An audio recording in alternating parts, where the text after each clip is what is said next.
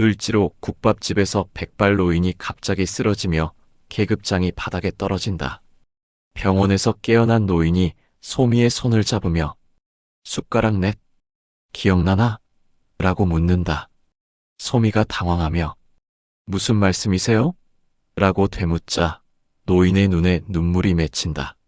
아버지 성함이 어떻게 되나? 라는 노인의 질문에 김정식이요라고 답하는 순간 노인의 얼굴이 하얗게 질리며 정식이가 정식이의 딸이었구나 라고 중얼거린다. 오늘 사연 시작하기 전에 무료 버튼인 구독과 좋아요 꼭 눌러주세요. 그러면 여러분들에게 복이 찾아올 거예요.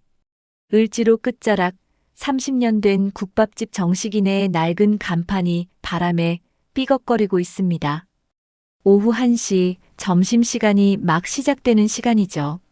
25살 박소미는 뜨거운 국물이 팔팔 끓는 솥 앞에서 구슬땀을 흘리며 국밥을 퍼내고 있어요. 아줌마, 순대국밥 하나요. 할아버지, 뼈해장국 나왔어요. 손님들의 주문이 끊이지 않지만 소미의 얼굴엔 늘 밝은 미소가 떠나지 않습니다. 막내 알바생이지만 사실상 이 가게의 주인이나 다름없어요. 어머니는 5년 전부터 관절염으로 거동이 불편하시고 아버지 김정식은 그때 재개발 현장 사고로 갑작스럽게 세상을 떠나셨거든요. 계산대 옆에는 두꺼운 외상장이 놓여 있어요.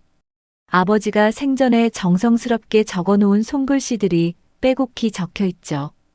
김철수 10만 원, 박영희 5만 원, 이런 식으로 동네 사람들의 외상값이 기록되어 있는 거예요. 남의 외상부터 갚아야 내 마음빚이 줄어든다. 아버지의 마지막 유언처럼 남긴 이 말이 소미의 마음속에 깊이 새겨져 있어요. 그래서 매일 저녁이면 외상장을 뒤적이며 하나씩 찾아가서 받을 돈을 받고 어려운 분들은 그냥 지워드리기도 하죠. 오늘도 점심 손님들이 하나둘 자리를 비우고 있을 때 문이 조용히 열렸습니다. 백발의 노인 한 분이 들어오시는데 첫눈에 봐도 범상치 않은 분이셨어요. 평범한 회색 재킷을 입고 계셨지만 곧게 펴진 어깨와 당당한 걸음걸이에서 군인 출신의 기품이 느껴졌거든요. 어서 오세요. 소미가 반갑게 인사했지만 노인은 조용히 고개만 끄덕이며 구석자리로 향했어요. 창가 4번 테이블, 아버지가 생전에 자주 앉으시던 그 자리였죠. 뭘 드릴까요? 순대국밥 하나 주시오. 목소리에 위엄이 묻어났어요. 소미는 정성스럽게 국밥을 끓여서 가져다 드렸습니다. 노인이 숟가락을 들려는 순간이었어요. 갑자기 노인이 가슴을 움켜쥐며 고통스러워했어요. 얼굴이 새하얗게 질리더니 식은땀이 줄줄 흘렀습니다. 할아버지, 괜찮으세요?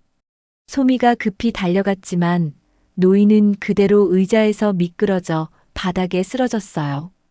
쿵 하는 소리와 함께 노인의 주머니에서 작은 금속 조각이 바닥에 굴러떨어졌습니다. 딱 번쩍이는 금속 계급장이었어요. 낡았지만 정교하게 만들어진 분명 군대에서 쓰던 계급장 같았죠. 소미는 급히 구급차를 부르며 노인을 부축했어요.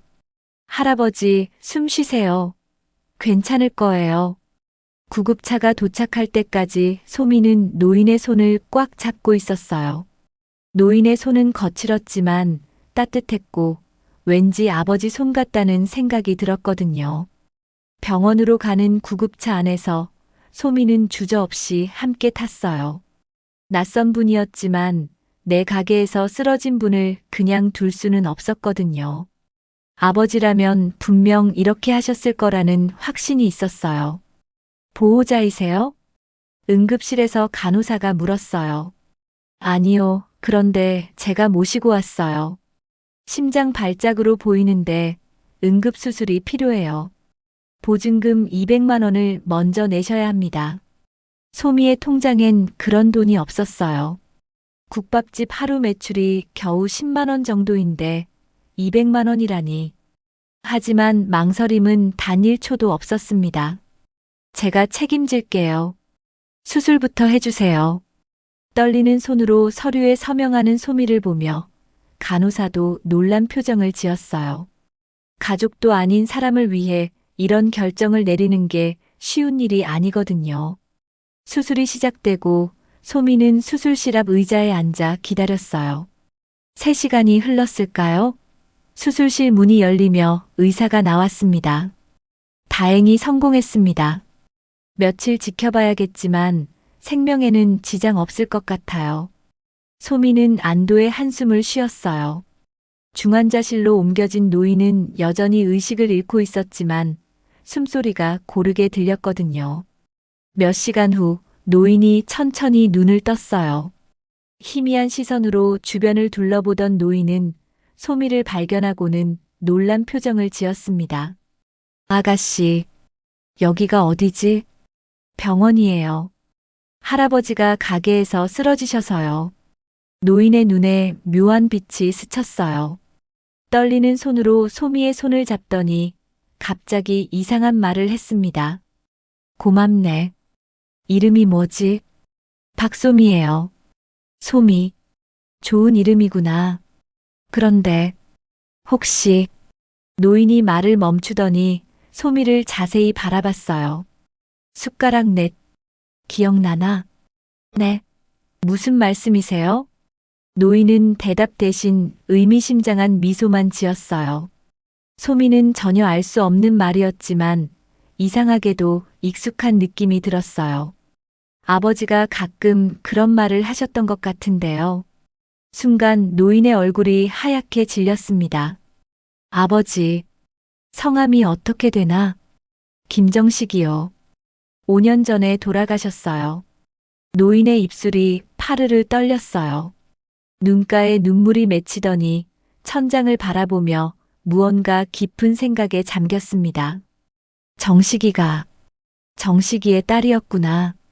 작게 중얼거리는 노인의 목소리에는 깊은 죄책감과 그리움이 담겨 있었어요. 소미는 더욱 궁금해졌지만 노인은 더 이상 말하지 않았어요. 밤이 깊어가는 병실에서 소미는 노인 옆에 앉아 지켜보고 있었어요. 창밖으로 을지로의 네온 사인들이 하나둘 켜지고 있었지만 소미의 마음속엔 알 수 없는 불안감이 자리 잡고 있었습니다.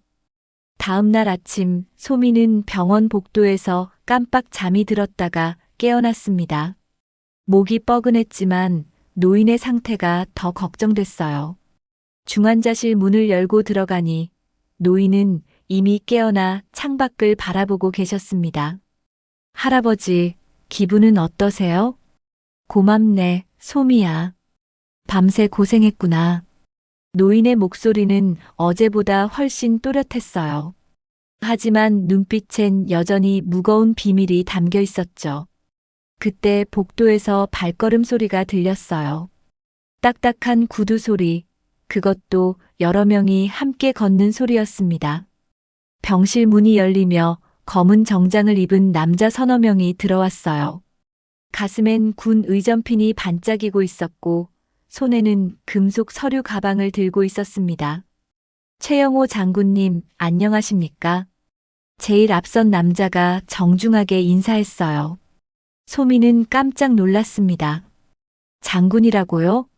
이 할아버지가 장군이셨다고요? 왜 왔나? 노인의 목소리가 차갑게 변했어요.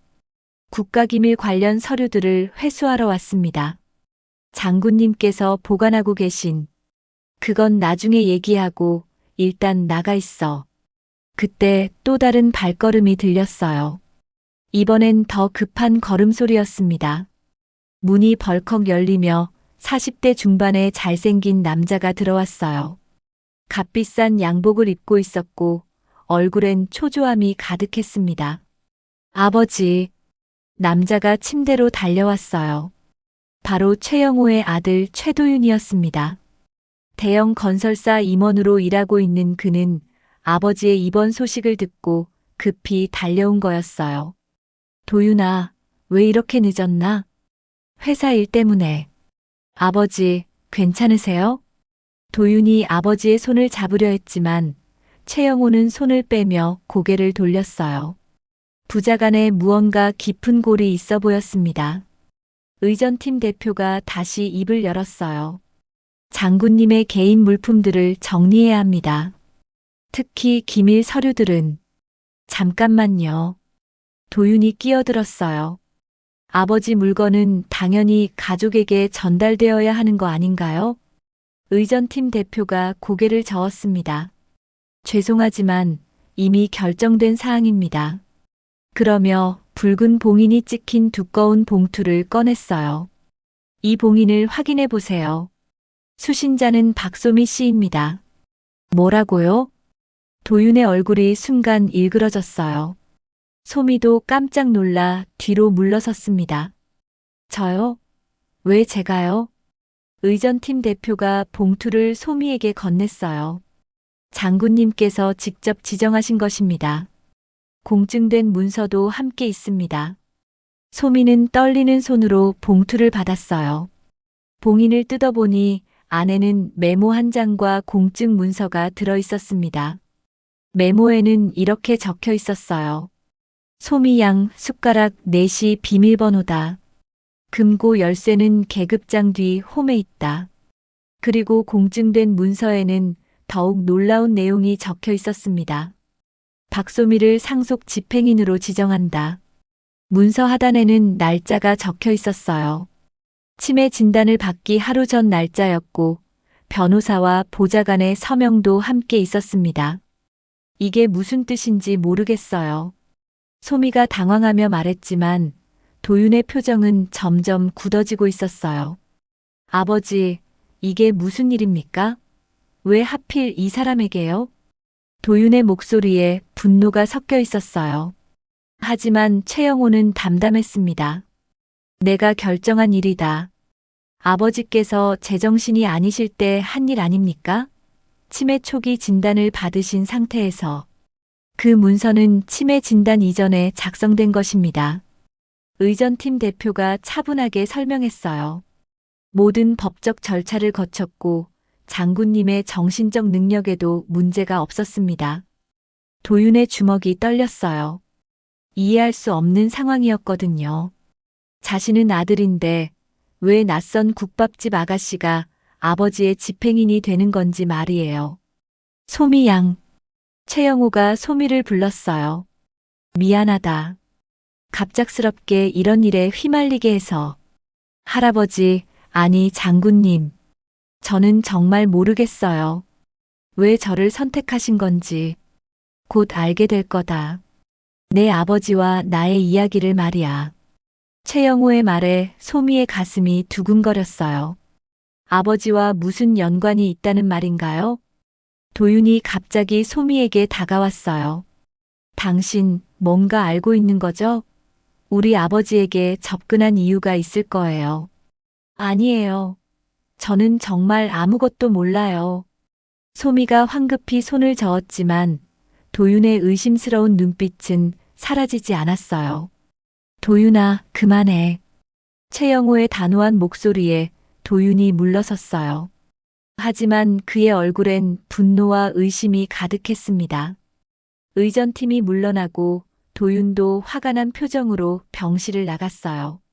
소미와 최영호만 남게 된 병실에서 둘 사이에 무거운 침묵이 흘렀습니다. 장군님, 제가 뭘 해야 하는 건가요? 금고를 열어봐라.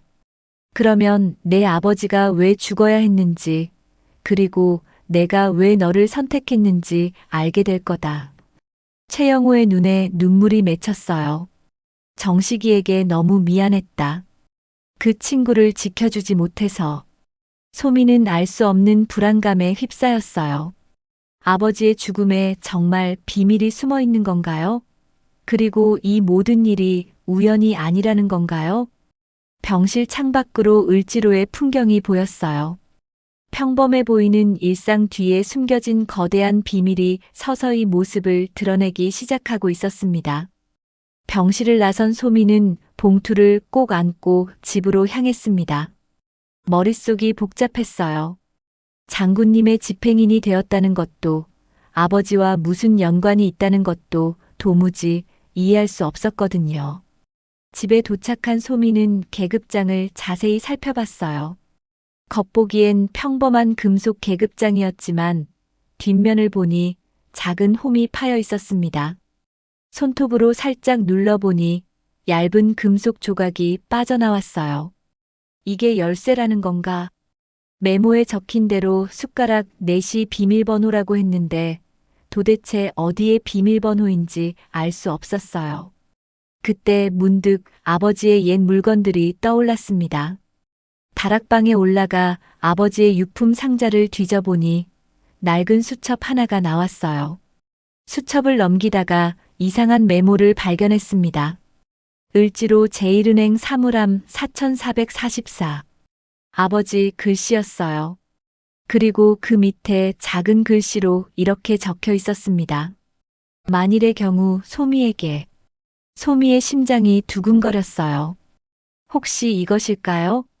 급히 제1은행으로 향했습니다. 은행 지하에 있는 사물함 보관소에서 소미는 4444번 사물함을 찾았어요. 계급장에서 나온 얇은 열쇠를 넣어보니 딱 맞았습니다. 찰칵. 사물함이 열렸어요. 안에는 두꺼운 서류 봉투와 오래된 카세트 테이프가 들어있었습니다. 손이 떨렸지만 소미는 모든 것을 가방에 넣고 집으로 돌아갔어요. 방에서 서류를 펼쳐보니 소미는 눈을 의심했습니다. 비자금 조성장부, 로비자금 내역, 건설업체와 정치인들 간의 유착 자료들이 빼곡히 적혀 있었어요.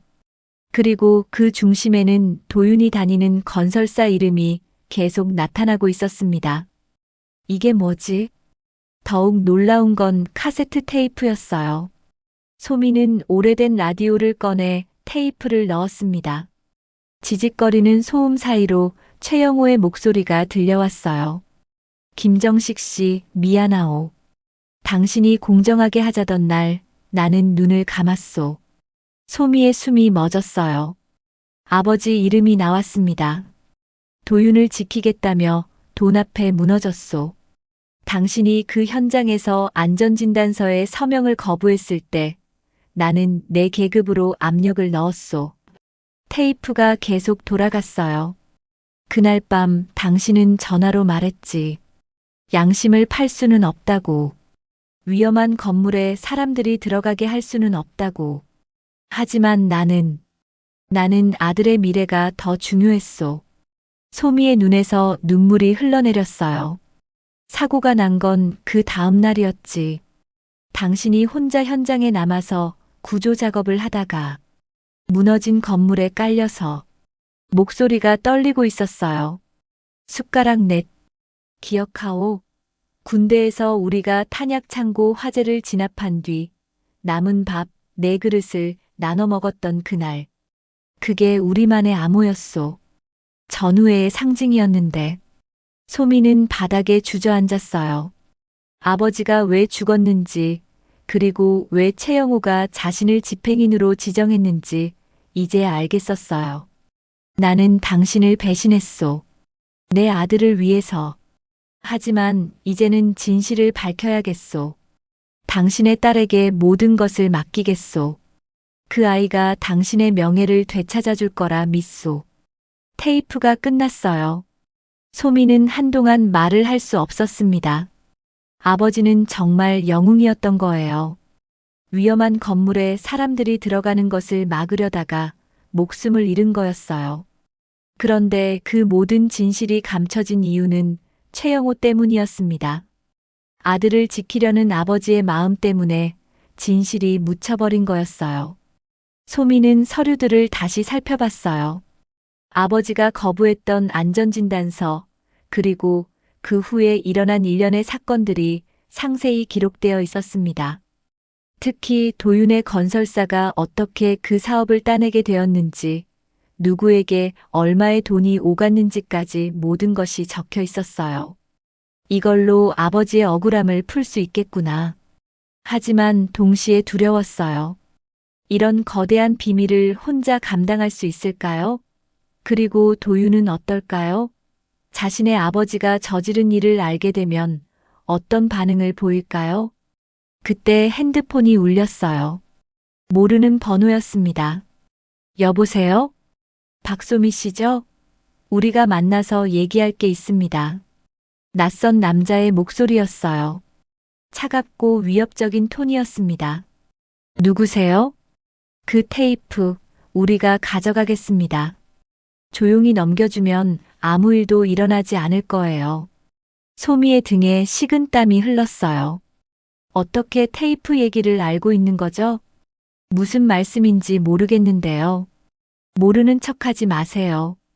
오늘 밤 12시 을지로 공원에 나와 있으세요. 테이프와 서류 전부 가지고. 안 가면 어떻게 할 건데요? 전화기 너머로 차가운 웃음소리가 들렸어요.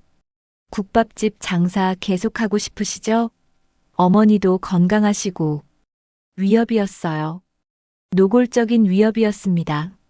전화가 끊어지고 소미는 한동안 멍하니 있었어요. 이제야 상황의 심각성을 깨달았습니다. 이건 단순한 개인적인 복수나 진실 규명의 문제가 아니었어요. 거대한 이권과 권력이 얽힌 문제였습니다. 소미는 테이프와 서류를 다시 사물함에 넣었어요. 원본을 안전한 곳에 보관해야 했거든요. 그리고 복사본 몇 개를 만들어 여러 곳에 숨겨두었습니다. 밤이 되자 소미는 을지로 공원으로 향했어요. 하지만 테이프는 가져가지 않았습니다. 대신 빈 테이프를 가방에 넣어두었어요. 공원에는 검은 옷을 입은 남자 2명이 기다리고 있었어요. 그들을 보는 순간 소미는 이 일이 얼마나 위험한지 실감했습니다. 테이프는 어디 있습니까? 여기 있어요. 소미가 가방에서 테이프를 꺼내자 남자 중 하나가 확인해 봤어요. 이거 빈 테이프잖아요. 진짜 테이프는 안전한 곳에 보관해뒀어요. 제가 무사해야 공개되지 않을 거예요. 남자들의 표정이 변했어요. 예상보다 소미가 영리했던 거죠. 위험한 게임을 하고 있군요, 아가씨. 게임이 아니에요. 아버지의 명예를 되찾는 거예요. 그 순간 공원 불빛이 깜빡거렸어요. 남자들이 소미에게 다가오려는 순간 어디선가 호루라기 소리가 들렸습니다. 야간 순찰을 돌던 경비원이었어요. 남자들은 급히 자리를 떴고 소미도 안전하게 집으로 돌아올 수 있었어요. 하지만 이제 진짜 싸움이 시작된다는 것을 알 수 있었습니다. 다음 날 아침 소미는 국밥집을 열면서도 계속 주변을 살펴봤어요. 어젯밤 일 때문에 신경이 곤두서 있었거든요. 평소와 다름없이 손님들이 오가고 있었지만 왠지 모든 게 의심스러웠어요. 점심시간이 지나갈 무렵 낯선 남자 한 명이 들어왔습니다. 평범한 차림이었지만 계속 핸드폰을 만지작거리며 소미를 지켜보고 있었어요. 소미는 불안했지만 태연한 척 국밥을 내어줬습니다. 맛있게 드세요. 고맙습니다. 남자는 국밥을 먹으면서도 계속 소미를 훔쳐봤어요. 그리고 갑자기 일어나더니 화장실에 간다고 하며 뒤쪽으로 사라졌습니다. 이상했어요. 화장실은 다른 방향인데 말이에요. 소미가 뒤를 따라가려던 순간 가게 문이 벌컥 열렸어요. 소미야. 최영호의 보좌관이었어요. 군복을 입은 그는 급한 표정으로 소미에게 다가왔습니다. 장군님께서 이걸 전해드리라고 하셨습니다. 보좌관이 건넨 건 또 다른 봉인된 봉투였어요. 이번엔 더욱 두꺼운 봉인이 찍혀 있었습니다. 이건 절대 다른 사람이 보면 안 됩니다. 오직 소미 씨만 보세요. 무슨 내용인가요? 장군님께서 말씀하시길 진실을 알아야 할 때가 왔다고 하셨습니다. 보좌관은 주변을 둘러보더니 목소리를 낮췄어요. 조심하세요. 어젯밤 일은 시작에 불과합니다. 보좌관이 떠나고 소미는 서둘러 가게 문을 닫았어요. 오늘은 일찍 마감한다는 안내문을 붙이고 집으로 향했습니다. 방에서 봉투를 열어보니 안에는 충격적인 서류가 들어 있었어요. 20년 전 작성된 친자 확인 검사 결과서였습니다. 최도윤, 최영호의 친자가 아님. 소미는 눈을 크게 떴어요. 도윤이 최영호의 친아들이 아니라는 뜻이었습니다. 서류를 자세히 읽어보니 더욱 놀라운 사실이 적혀 있었어요. 도윤의 생물학적 아버지는 재개발 사업의 핵심 인물 중 하나였던 거예요. 이름은 박철민, 당시 시의원이었지만 지금은 국회의원이 된 인물이었습니다. 서류 뒷면에는 최영호의 자필 메모가 적혀 있었어요. 도윤의 출생 뒤편에는 재개발 세력의 핵심이 있었다. 아내가 떠난 후 나는 도윤을 내 아들로 키웠다. 내 이름과 계급이 그들에게 우산이 되어 주었지. 하지만 이제는 죗값을 치러야 한다. 소미의 손이 떨렸어요. 이제야 모든 퍼즐이 맞춰지기 시작했습니다. 최영호가 왜 아버지를 배신했는지, 왜 재개발 사업에 개입했는지 알 수 있었어요. 도윤을 지키기 위해서였던 거예요. 친아들이 아니지만 사랑하는 아들을 위해 자신의 양심을 팔았던 거였습니다. 그런데 왜 이제야 이 진실을 공개하려는 걸까요? 소미는 메모를 계속 읽었어요. 도윤은 이제 어른이 되었고 자신의 선택에 책임져야 한다. 하지만 그는 여전히 그들의 영향 아래 있다. 박철민의 아들답게 부정한 길을 걷고 있다. 그 순간 핸드폰이 울렸어요. 최영호에게서 온 전화였습니다. 소미야, 서류 확인했나? 네, 장군님. 하지만 이해가 안 가는 게 있어요. 뭔가?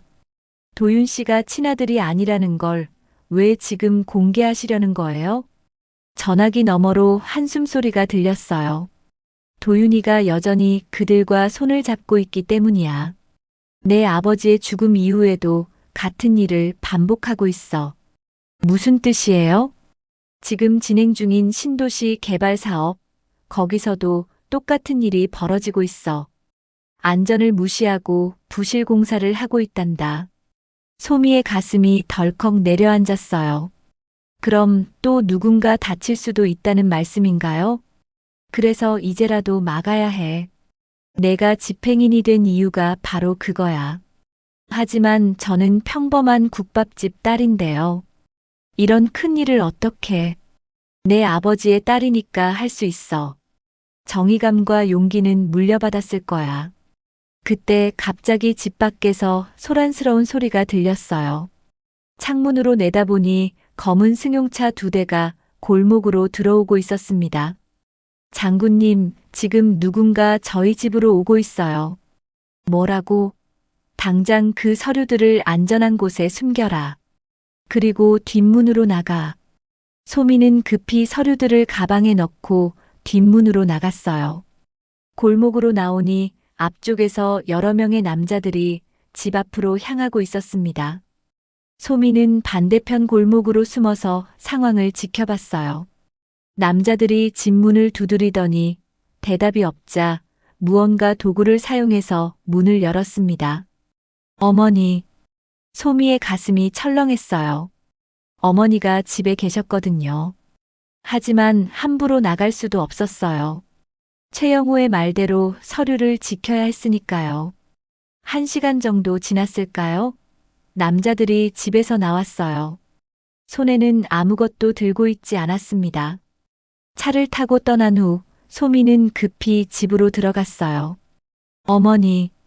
어머니는 거실 소파에 앉아 계셨는데 얼굴이 새하얗게 질려 있었어요. 소미야, 무슨 일이니? 갑자기 경찰이라는 사람들이 와서. 경찰이라고 했어요? 응, 너를 찾는다고 하면서 집을 뒤져봤어. 무슨 일에 연루됐다는 거니? 소미는 어머니를 안으며 말했어요. 괜찮을 거예요. 곧 다 해결될 거예요. 하지만 마음은 전혀 괜찮지 않았어요. 이제 어머니까지 위험에 빠뜨린 것 같았거든요. 그날 밤 소미는 최영호에게 전화했어요. 장군님, 이제 어떻게 해야 하나요? 내일 나와 함께 변호사를 만나자. 그리고 도윤에게도 진실을 알려야 할 때가 왔어. 도윤 씨가 알면 어떻게 반응할까요? 모르겠다. 하지만 그도 선택해야 해. 계속 거짓 속에서 살 것인지 아니면 진실과 함께 새로운 길을 걸을 것인지. 소미는 창밖을 바라보며 생각했어요. 아버지의 죽음에 얽힌 진실이 이렇게 복잡할 줄은 몰랐어요. 하지만 이제 돌이킬 수 없었습니다. 아버지의 명예를 되찾고 더 이상의 피해를 막기 위해서는 끝까지 가야 했어요. 다음 날 아침 소미는 최영호와 함께 변호사 사무실로 향했습니다. 하지만 가는 길에 이상한 기분이 들었어요. 마치 누군가 뒤따라오는 것 같은 느낌이었거든요. 장군님, 혹시 우리를 따라오는 사람이 있는 것 같지 않으세요? 최영호가 백미러를 확인하더니 고개를 끄덕였어요. 역시 눈치챘구나. 어젯밤부터 감시받고 있는 것 같더라. 변호사 사무실에서 만난 김 변호사는 서류들을 검토한 후 심각한 표정을 지었어요. 이 자료들이 정말 대단하네요. 하지만 위험도 그만큼 크다는 뜻입니다. 어떤 위험인가요? 이 사건에 연루된 사람들이 워낙 권력층이라서 증거인멸이나 위협이 있을 수 있어요. 특히 박철민 의원 같은 경우는 그때 변호사의 핸드폰이 울렸어요. 급한 목소리로 몇 마디 나눈 후 김 변호사의 얼굴이 굳어졌습니다. 지금 당장 피해야겠습니다. 검찰에서 압수수색 영장을 받아서 오고 있다고 하네요. 뭐라고요? 소미는 깜짝 놀랐어요. 무슨 죄명으로 영장을 받은 건지 알 수 없었거든요. 허위사실 유포와 국가기밀 누설 혐의래요. 누군가 고발한 모양입니다. 최영호의 얼굴이 일그러졌어요. 벌써 움직이기 시작했구나. 급히 사무실을 나선 소미와 최영호는 뒷문으로 빠져나왔어요. 하지만 이미 때는 늦었습니다. 주차장에서 검은 정장의 남자들이 기다리고 있었거든요. 박소미 씨, 잠깐만요. 검찰 수사관이라고 신분을 밝힌 남자가 다가왔어요. 동행수사 요청서입니다. 몇 가지 확인할 게 있어서요. 소미는 당황했지만 최영호가 나섰어요. 무슨 혐의로 조사하는 건가? 허위사실 유포 혐의입니다. 고인이 된 김정식 씨 관련해서 거짓 증거를 조작했다는 신고가 들어왔어요. 그런 일은 없었습니다. 소미가 강하게 부인했지만 수사관들은 이미 결정된 일이라는 표정이었어요. 일단 조사받으시고 오해가 풀리면 바로 돌아가실 수 있어요. 결국 소미는 수사관들과 함께 검찰청으로 가야 했어요. 최영호는 혼자 남겨졌지만 소미에게 작은 쪽지를 몰래 건넸습니다. 집에 있는 복사본들 안전한 곳으로 옮겨야 해. 검찰청에서의 조사는 예상보다 길어졌어요. 똑같은 질문을 반복하며 소미를 지치게 만들었습니다. 김정식 씨와 최영호 장군의 관계를 어떻게 알게 되었나요? 처음엔 몰랐어요. 장군님이 쓰러지신 후에 알게 된 거예요. 그런데 갑자기 유언 집행인이 된 거죠? 이상하지 않나요? 저도 이상해요. 하지만 장군님이 정하신 일이니까. 이런 식의 질문이 몇 시간 동안 계속됐어요. 소미는 점점 지쳐갔지만 진실만 말했습니다. 저녁이 되어서야 소미는 풀려날 수 있었어요. 하지만 집으로 돌아가는 길에 불안한 예감이 들었습니다. 집에 도착하자마자 소미의 예감은 현실이 되었어요. 문이 활짝 열려 있었고 집 안은 완전히 뒤져져 있었습니다. 어머니. 소미가 방으로 뛰어가니 어머니가 바닥에 쓰러져 계셨어요. 의식은 있었지만 얼굴이 창백했습니다. 어머니, 괜찮으세요? 소미야. 사람들이 와서 무언가 찾는다고. 어머니의 목소리가 가늘게 떨리고 있었어요. 가슴이 아파서 못 일어나겠어. 소미는 급히 119에 신고했어요. 구급차가 도착할 때까지 어머니를 부축하며 기다렸습니다. 아무것도 걱정하지 마세요. 금방 나아지실 거예요. 하지만 마음속으로는 분노가 치밀어 올랐어요. 왜 죄 없는 어머니까지 이런 고통을 당해야 하는 건지 이해할 수 없었거든요. 병원에서 어머니를 돌보고 있을 때 최영호에게서 전화가 왔어요. 소미야, 집이 털렸다는 소식 들었다. 어머니는 괜찮으신가? 지금 병원에 계세요. 충격으로 쓰러지셨어요. 미안하다. 내가 너를 이런 일에 휘말리게 해서. 아니에요. 이건 제가 선택한 일이에요. 그때 병실 문이 열리며 도윤이 들어왔어요. 꽃다발을 들고 있었지만 표정은 어두웠습니다. 어머님 상태는 어떠세요? 안정됐어요. 그런데 왜 오셨나요? 도윤이 소미 옆에 앉으며 말했어요. 할 말이 있어서요. 무슨 말씀이세요? 내가 가진 건 불법 수집 증거야. 고발했다간 내가 먼저 망가져. 도윤의 목소리에 위협이 섞여 있었어요. 생각해봐. 어머니도 아프신데 굳이 이런 일로 고생할 필요가 있을까? 그럼 아버지의 억울함은 어떻게 하라는 거예요? 아버지는 이미 돌아가셨잖아. 산 사람이 더 중요하지 않을까?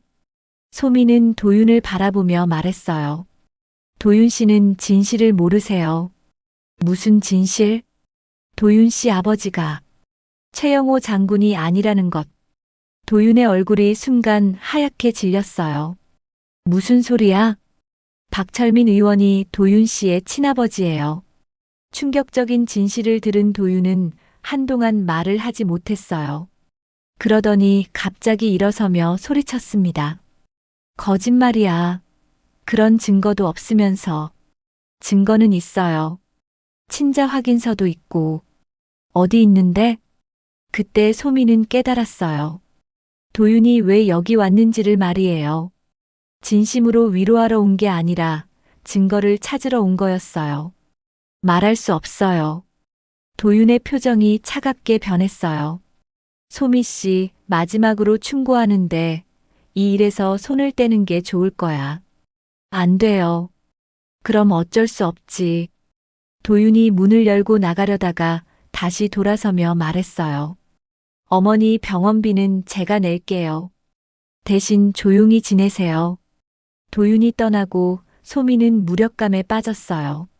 증거는 빼앗기고 어머니는 쓰러지고 이제 혼자서 모든 걸 감당해야 했거든요. 그때 병실 문지방을 넘어 최영우가 들어왔어요. 휠체어에 앉아 있었지만 눈빛만은 또렷했습니다. 소미야. 장군님. 내가 치매인 척한 건 법정 대리인으로 묶이지 않으려는 마지막 몸부림이었다.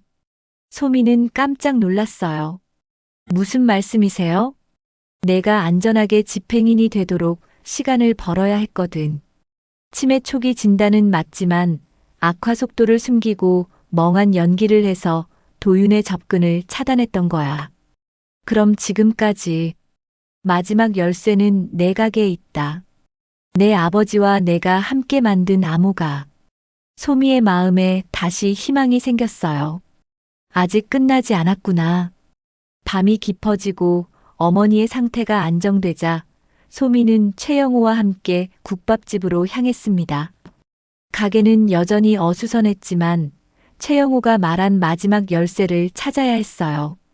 장군님, 정확히 어디에 있다는 거예요? 4번 테이블을 봐라. 내 아버지가 자주 앉던 그 자리. 소미는 창가 4번 테이블로 갔어요. 언제나 아버지가 앉아서 외상장을 정리하던 그 자리였죠. 테이블을 자세히 살펴보니 모서리 부분에 작은 나사 자국들이 있었어요. 이거예요? 그래, 나사 4개가 만든 미세한 홈에 계급장을 십자로 걸어서 돌려봐. 소미는 떨리는 손으로 계급장을 홈에 맞춰 넣었어요. 시계 방향으로 천천히 돌리자 딱 하는 소리와 함께 테이블 밑에서 작은 서랍이 나타났습니다. 와! 서랍 안에는 낡은 수첩과 작은 USB가 들어 있었어요. 수첩을 펼쳐보니 아버지의 친필로 이렇게 적혀 있었습니다. 을지로 국민은행 사물함 4-4-4-4. 만일의 경우 소미에게 아버지가 미리 준비해 두신 거군요. 정식이는 영리한 친구였어. 혹시 모를 상황에 대비해서 증거를 여러 곳에 나눠 보관했던 거지. 소미와 최영호는 급히 은행으로 향했습니다. 다행히 24시간 운영되는 사물함 서비스가 있어서 밤에도 접근할 수 있었어요. 사물함을 열자 안에는 더욱 중요한 증거들이 보관되어 있었습니다. 원본 테이프와 함께 5년 전 현장에서 찍힌 사진들이 들어 있었어요. 사진들을 보는 순간 소미는 숨이 멎을 뻔했어요. 사고 현장에서 도윤의 생부인 박철민과 도윤이 함께 있는 모습이 선명하게 찍혀 있었거든요. 그리고 결정적인 장면 하나가 있었습니다. 김정식에게 안전진단서 적합 판정에 서명하라고 강요하는 장면이었어요. 아버지는 고개를 저으며 거부하고 있었고 박철민은 협박하는 듯한 제스처를 취하고 있었습니다. 이거예요. 이게 결정적 증거예요. USB를 확인해 보니 더욱 놀라운 내용이 들어 있었어요. 김정식과 박철민, 그리고 도윤의 대화를 녹음한 파일이었습니다. 김 기사님, 그냥 서명만 해주시면 됩니다. 별일 아니에요. 도윤의 목소리였어요. 안 됩니다. 이 건물은 위험해요. 사람들이 들어가면 안 돼요. 아버지의 단호한 목소리가 들렸어요. 김 기사님, 생각 좀 해보세요. 딸 소미 양도 있고 앞으로 살아갈 일도 많은데. 박철민의 목소리에는 노골적인 위협이 담겨 있었어요. 위협하는 겁니까? 위협이 아니라 현실적인 조언이죠. 녹음은 거기서 끝났지만 소미는 모든 걸 이해할 수 있었어요. 아버지는 끝까지 양심을 지키려 했고 그 때문에 목숨을 잃은 거였어요. 이제 복수할 수 있겠네요. 소미가 말하자 최영우가 고개를 저었어요.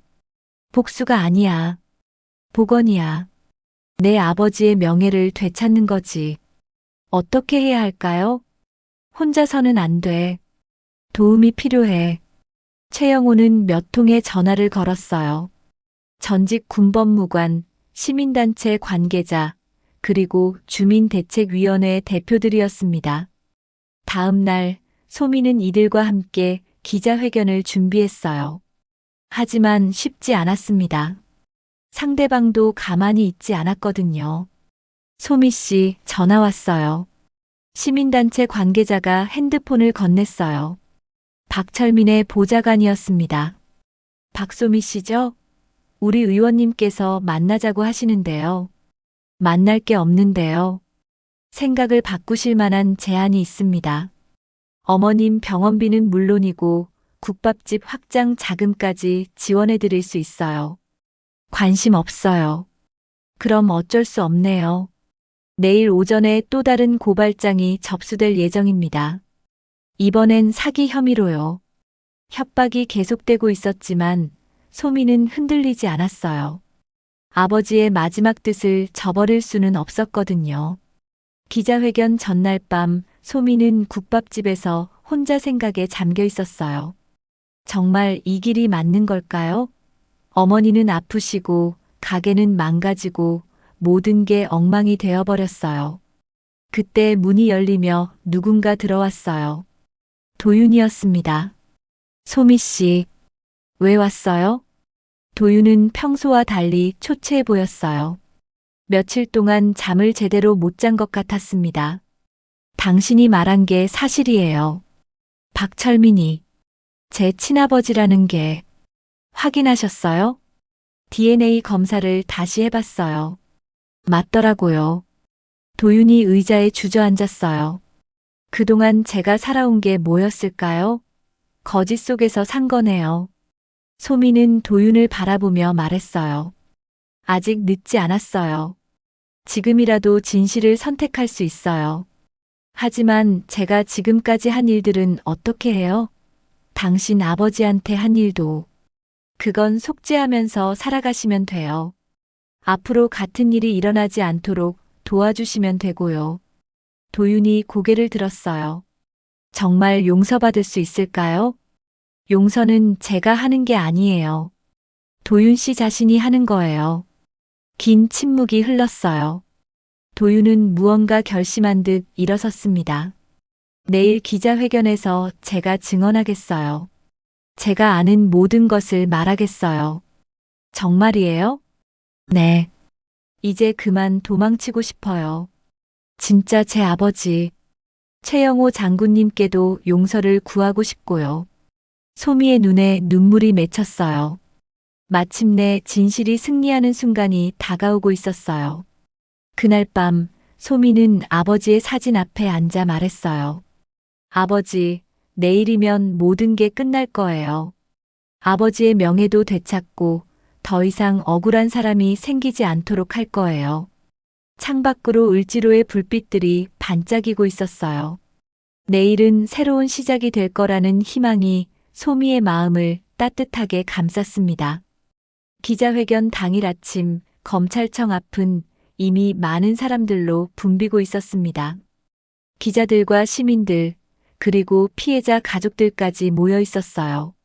소미는 떨리는 마음으로 준비된 자료들을 점검했습니다. 소미야, 준비됐나? 최영호가 휠체어를 타고 다가왔어요. 오늘만큼은 군복을 단정하게 차려입고 계셨습니다. 네, 장군님. 도윤 씨는 정말 올까요? 올 거야. 그 친구도 이제 진실을 마주할 때가 됐어. 그때 검은 승용차 한 대가 도착했어요. 도윤이 내렸는데 얼굴이 창백했지만 결의에 찬 표정이었습니다. 늦지 않았죠? 아니에요. 고마워요. 용기 내주셔서. 소미가 말하자 도윤이 쓸쓸하게 웃었어요. 용기라기보다는 이제 그만 도망치고 싶어서요. 기자회견장으로 들어가려는 순간 또 다른 차량들이 도착했어요. 박철민 의원과 그의 변호사들이었습니다. 박철민은 당당한 표정으로 기자들에게 손을 흔들며 다가왔어요. 박소미 씨. 박철민이 소미를 부르며 큰 소리로 말했어요. 저건 불법으로 수집된 자료입니다. 사적으로 훔친 것들이에요. 기자들의 카메라가 일제히 박철민을 향했어요. 그는 마이크를 잡고 계속 말했습니다. 김정식 씨는 분명히 훌륭한 분이셨지만 그 딸이 지금 하고 있는 일은 명예훼손이자 사기 행위입니다. 소미는 당황했지만 최영호가 앞으로 나섰어요. 박 의원. 최영호의 목소리가 기자회견장에 울려 퍼졌어요. 거짓말은 그만하시오. 최 장군님 무슨 말씀인지. 도윤아. 최영호가 도윤을 불렀어요. 도윤은 잠시 망설이더니 단상 위로 올라갔습니다. 저는 최도윤입니다. 마이크를 잡은 도윤의 목소리가 떨리고 있었어요. 지금까지 거짓 속에서 살아왔습니다. 오늘 모든 진실을 말하겠습니다. 박철민의 얼굴이 일순간 하얗게 질렸어요. 도윤아, 뭐라는 거냐? 하지만 도윤은 멈추지 않았어요. 박철민 의원은 제 친생부입니다. 그리고 5년 전 김정식 씨의 죽음에 직접적인 책임이 있습니다. 기자회견장이 술렁거렸어요. 기자들이 일제히 질문을 쏟아냈지만 도윤은 차분하게 계속 말했어요. 김정식 씨는 위험한 건물에 안전 적합 판정을 내리라는 압력을 받았습니다. 하지만 끝까지 거부하셨고 그 때문에. 거짓말이야. 박철민이 소리쳤어요. 도윤이가 지금 정신 상태가 이상해서.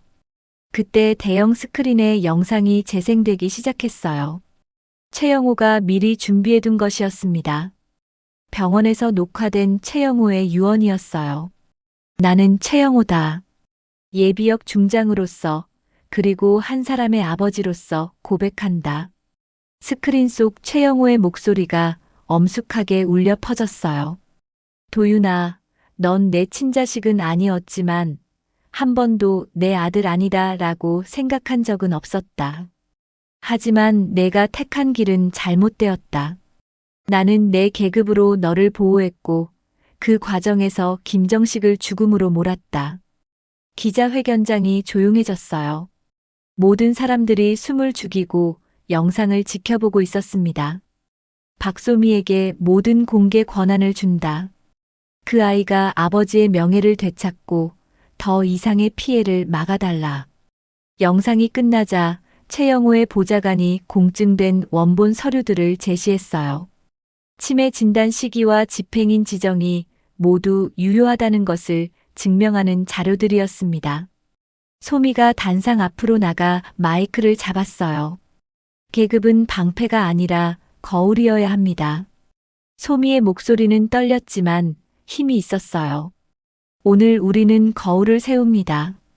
진실을 비추는 거울을 말이에요. 그러며 소미는 최영호의 계급장을 마이크 앞에 내려놓았어요. 이 계급장은 더 이상 거짓을 가리는 방패가 아닙니다. 진실을 지키는 방패가 될 거예요. 그때 또 다른 영상이 재생되기 시작했어요.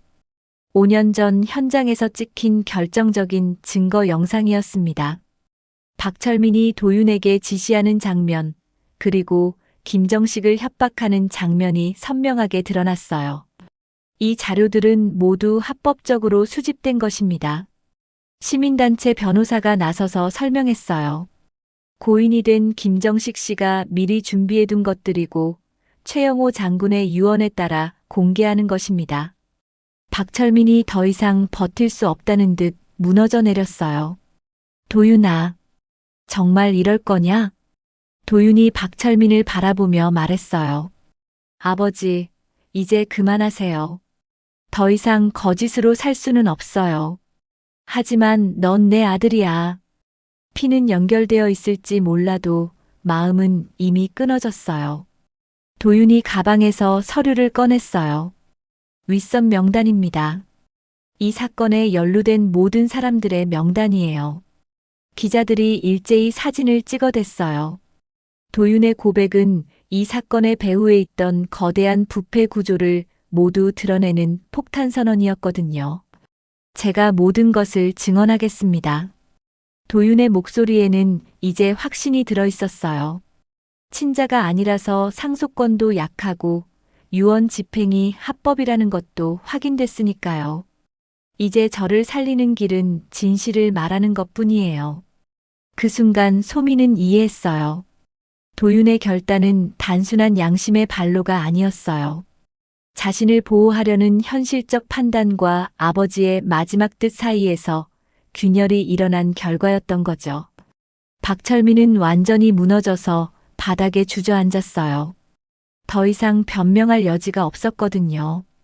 김정식 씨의 명예를 되찾겠습니다. 소미가 마지막으로 말했어요. 그리고 다시는 이런 일이 일어나지 않도록 끝까지 지켜보겠습니다. 기자회견이 끝나고 소미는 최영호와 함께 조용한 곳으로 나왔어요. 장군님, 이제 정말 끝난 건가요? 이제 시작이야. 진짜 중요한 건 앞으로 어떻게 살아가느냐거든. 소미는 고개를 끄덕였어요. 아버지의 명예는 되찾았지만 이제 그 명예를 지켜나가는 일이 남아 있었어요. 기자회견으로부터 석 달이 흘렀습니다. 관련자들에 대한 수사가 본격적으로 시작되었고 박철민을 비롯한 부패 연루자들이 차례로 기소되었어요. 도윤도 예외는 아니었지만 적극적인 협조와 피해자 지원 기금 출연으로 어느 정도 감형을 받을 수 있었습니다. 소미는 오늘도 을지로 국밥집에서 뜨거운 국물을 끓이고 있었어요. 하지만 예전과는 많은 것이 달라져 있었습니다. 무엇보다 어머니의 건강이 많이 회복되셨고 가게에도 활기가 돌아왔어요. 소미야, 오늘 신문 봤니? 단골 손님 중 한 분이 신문을 펼쳐 보이며 말씀하셨어요. 일면에는 김정식 씨 무죄 공익 제보자 최종 판결이라는 제목이 크게 실려 있었습니다. 드디어 아버지의 명예가 완전히 회복됐네요. 소미의 눈가에 기쁨의 눈물이 맺혔어요. 길고 험난한 싸움이었지만 마침내 승리한 거였어요. 소미 씨 덕분에 억울한 죽음이 헛되지 않았어요. 아니에요. 많은 분들이 도와주셨어요. 그때 가게 문이 열리며 최영호가 들어왔어요. 휠체어 대신 지팡이를 짚고 계셨는데 얼굴에는 평온한 미소가 떠 있었습니다. 장군님, 걸어서 오셨네요. 응, 많이 좋아졌어. 마음이 가벼워지니까 몸도 따라서 좋아지는 것 같더라. 최영호가 평소 자리인 4번 테이블에 앉으시며 말씀하셨어요. 순대국밥 하나 주겠나? 오늘은 정말 맛있게 먹고 싶어서. 네, 금방 준비해 드릴게요. 소미가 정성스럽게 국밥을 끓여서 가져다 드렸어요. 최영호는 한 숟가락 떠서 드시더니 만족스러운 표정을 지으셨습니다. 정식이가 만든 맛이랑 똑같구나. 정말요? 응, 따뜻하고 진해서 마음까지 든든해져. 그때 또 문이 열렸어요. 도윤이었습니다. 예전보다 훨씬 수척해 보였지만 눈빛만은 맑아져 있었어요. 안녕하세요. 도윤이 조심스럽게 인사했어요. 재판이 진행되는 동안 몇 번 가게에 와서 어머니께 사과 인사를 드렸거든요. 어서 오세요. 앉으세요. 어머님 상태는 어떠세요? 많이 좋아지셨어요. 도윤 씨 덕분에 좋은 병원에서 치료받으셔서. 도윤은 자신의 비용으로 소미 어머니를 더 좋은 병원으로 옮겨드렸어요. 속죄의 마음에서 한 일이었지만 소미에게는 큰 도움이 되었습니다. 장군님, 도윤이 최영호를 보며 깊게 고개를 숙였어요. 죄송합니다. 정말 죄송합니다. 고개 들어라. 최영호의 목소리는 따뜻했어요. 이제 과거는 과거야. 앞으로 어떻게 살 것인지가 더 중요하지. 앞으로는 제대로 살겠습니다. 건설사도 그만두고 시민단체에서 일하기로 했어요. 좋은 선택이다. 그때 어머니가 안쪽 방에서 나오셨어요. 많이 회복되신 상태였지만 여전히 조심스럽게 걸으시고 계셨습니다. 어머니, 안녕하세요. 도윤이 일어나서 정중하게 인사드렸어요. 도윤이구나. 밥 먹었니? 아니요, 아직. 소미야, 도윤이 것도 하나 끓여줘. 어머니의 따뜻한 말씀에 도윤의 눈가가 촉촉해졌어요. 자신을 용서해주는 마음에 감격한 거였죠. 감사합니다. 정말 감사합니다. 소미가 도윤에게도 국밥을 끓여서 가져다 드렸어요. 세 사람이 함께 앉아서 밥을 먹는 모습을 보니 마음이 따뜻해졌어요. 식사를 마친 후 최영호가 소미에게 봉투 하나를 건넸어요. 이게 뭐예요? 내 유언장이야. 정식으로 작성한 거지. 소미가 봉투를 열어보니 놀라운 내용이 적혀 있었어요. 최영호의 재산 중 절반은 사회환원 사업에, 나머지 절반은 김정식 관련 피해자 지원에 쓰라는 내용이었습니다. 장군님, 이렇게 하시면 안 되는데요. 내가 정한 일이야. 그리고 집행인은 여전히 너란다. 하지만 정식이에게 갚지 못한 빚이야. 이제라도 갚아야지. 최영호의 눈가에 눈물이 맺혔어요. 며칠 후 소미는 가게 벽에 새로운 액자 2개를 나란히 걸었어요. 하나는 김정식 무죄 공익 제보자 판결 기사였고 다른 하나는 최영호의 계급장이었습니다. 반짝이는 계급장은 이제 더 이상 거짓을 가리는 방패가 아니었어요. 진실을 지키는 상징이 된 거였죠. 가게 앞에는 새로운 간판도 걸렸어요. 외상받습니다. 서로의 빚을 함께 갚는 집. 소미가 직접 생각해낸 문구였어요. 아버지의 마지막 유언을 기리는 의미였지만 동시에 새로운 시작을 알리는 선언이기도 했어요. 점심시간 첫 손님이 들어왔어요. 재개발 현장에서 일하는 노동자분이었는데 주머니 사정이 어려워 보였어요. 국밥 하나 주세요. 그런데 돈이 조금 부족해서요. 괜찮아요. 외상으로 드세요. 소미가 웃으며 말했어요. 나중에 여유 되실 때 주시면 돼요. 정말 고맙습니다. 소미는 정성스럽게 국밥을 끓여서 가져다 드렸어요. 진하게 끓였어요. 울컥할 수 있어요. 울컥하다니요? 마음이 따뜻해져서 그럴 수도 있어요. 손님이 국물을 한 숟가락 떠드시더니 정말로 눈가가 촉촉해졌어요. 정말 진하고 따뜻하네요. 마음까지 따뜻해져요. 소미는 마음속으로 아버지에게 말했어요.